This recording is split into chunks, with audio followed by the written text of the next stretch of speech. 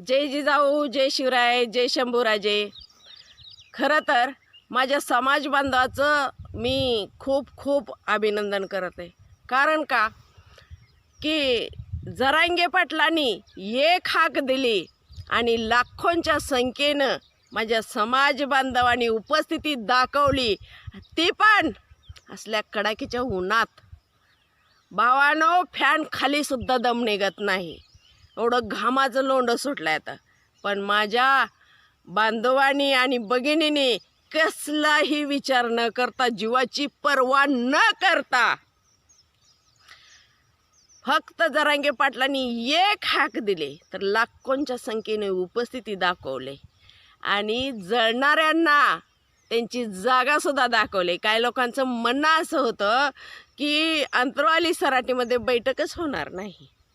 कारण का त्यांना काय वाटलं माहिती आहे का, समाजामध्ये काही फुटीर लोक असते ती त्यांना वाटलं त्या फुटीर लोकांच्या दिशाभूल करण्यानं, म्हणजे ह्या आमल्या खुण्यानं सुपारीच घेतल्या की आता समाजाची दिशाभूल करायसाठी काय पण खोटं नाटं बोलायचं, आरोप करायचं, मी असा करतो ह्या करतो त्या करतो. अरे बेवड्या, तू काय करतो? तू दारू पिऊन डोसून पडणार आणि तू काय करणार आहे? आणि ह्या अंमल्यामुळं त्याला या लोकांना वाटलं की समाजाची दिशाभूल झाले. अरे ही जरांगे पाटलाचं प्रामाणिक नेतृत्व आहे बेवड्या, समजलं का तुला? आणि तुला काय वाटलं, तू सुपारी घेऊन समाजाची दिशाभूल करायला लागला म्हणजे लोक तुझी ऐकत आली काय? तू उराला वाळू लावू नको, सुपारी घे कोणाची घ्यायची आहे ती आणि गपचिप घरी पेत बस. तू कशाला उगाच समाजाच्या मनात तुझ्याबद्दल रोष निर्माण करून घ्यायला लागला?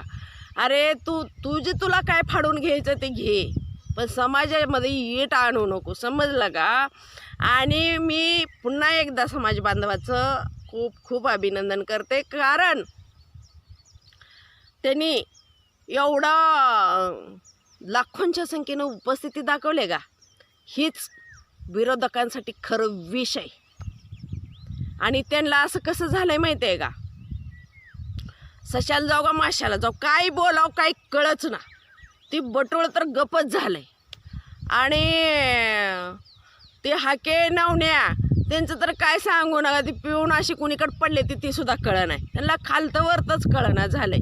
कारण त्यांना माहिती आहे की बाबा आपले 100 सभा आणि जरांगे पाटलाची एक बैठक बरोबर आहे.